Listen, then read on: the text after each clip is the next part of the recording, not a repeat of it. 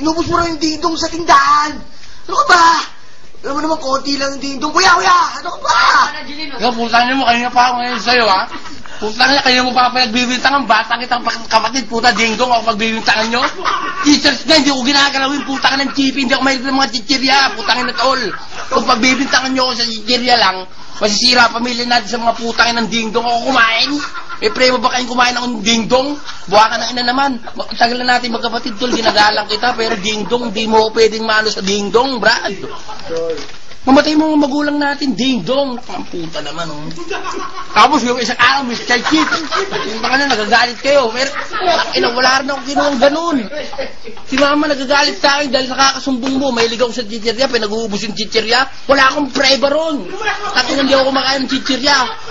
Tangina, kahit na anong chichirya, hindi ko kinakain dito sa tindahan. Lagi ako nagbabantay dito. Wala akong kinukuha rito. Wala akong ninanakaw ng mga chichirya. Puta, chichirya, hindi ako makain ng chocolate. Kinakain ko.